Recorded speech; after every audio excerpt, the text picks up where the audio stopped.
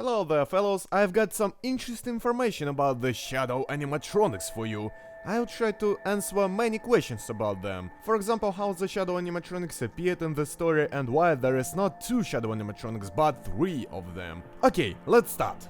By the minigame from FNAF 3, we can tell that Shadow animatronics are very unique. They can fly and travel through time and space. For example, here's Shadow Bonnie at the restaurant with spring suits. And then it's in the place where Mango was walking around.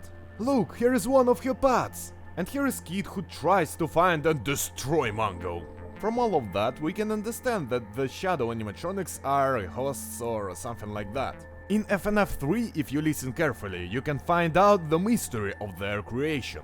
Fungi said that there were some guys who died at the spring suits. The first place where Shadow Bonnie appears in his minigame is stage 01, with spring costumes and spring Bonnie. Which means that he was somehow created there. He's a ghost of the guy who died at the spring Bonnie. That fits well in the theory, but there is one little problem. Why does Shadow Bonnie look so similar to Toy Bonnie? At the moment of creating of FNAF 2, Scott hasn't figured out how he wants to draw Shadow Bonnie, so to make the work faster, he used a model of Toy Bonnie. The same reason with Shadow Freddy and Golden Freddy. Or another reason, Shadow animatronics may change their look. So Shadow Bonnie decided to disguise under Toy Bonnie. Yeah, it could take the form of Old Bonnie, but decided not to.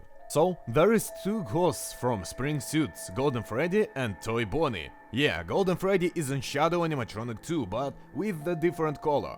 Why? Look by yourself. Golden Freddy, just like Shadow animatronics, can teleport, he's never seen except the office, crashes the game after appearing in the office and appears and disappears at the office out of nowhere. Just like Shadow Bonnie and Shadow Freddy. He has a different color because at the moment of creating of FNAF 1, Scott had not yet invented the whole story. He thought that FNAF 1 will be his last game, so he didn't create the story of suits at the moment, as he wrote in the newspaper at FNAF 3. But Scott has already added the ghost animatronic, that's why it has 4 fingers, that's why it isn't black. He created him with 4 fingers in FNAF 1, so he couldn't just add the 5th finger, that would be just weird. He had 4 fingers and poof! He has 5 fingers. Like why? So he left him as he is, with 4 fingers and with a golden color. But there is one tricky part. Golden Freddy from FNAF 1 and Golden Freddy from FNAF 2 are different. Golden Freddy from first part is a kid, we can see it in FNAF 3, where the kid puts his mask on. And at the end screen we see the masks of FNAF 1 animatronics. So Golden Freddy from FNAF 1 is child soul, but Golden Freddy from FNAF 2 is a soul of the guy who died at the spring suits. That's my little theory. Okay, let's come back to the fun guy's words from FNAF 3.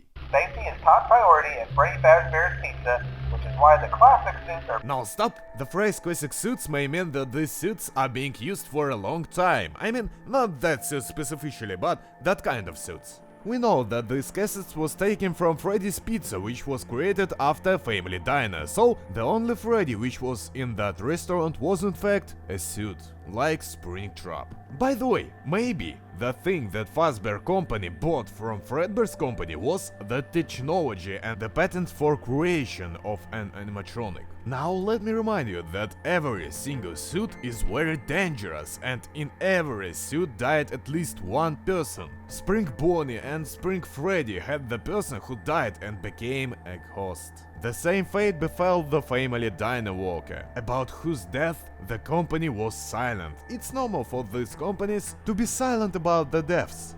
Fungi told us about that in FNAF 1. Upon discovering that damage or death has occurred, a missing person report will be filed within 90 days or as soon as property and premises have been thoroughly cleaned and bleached and the carpets have been replaced. By the same way the company hid the fact of the death in Fredbear's suit. Now let's move to a teaser, the last one. There we can see a hat and a bow tie, which I think belongs to Shadow Freddy. The site's logo says about that, it has the typical for Shadow Freddy color, and the phrase property of Fredbear's Family Diner obviously relates to the hat. All of that means that the hat belongs to the very first animatronic at the very first restaurant. It belongs to Fredbear. that Fredbear who was the suit in which some guy died and became Shadow Freddy. Maybe it's all because of 8-bit graphic, but Fredbear has a stripe at the right place. It fits to the teaser perfectly. But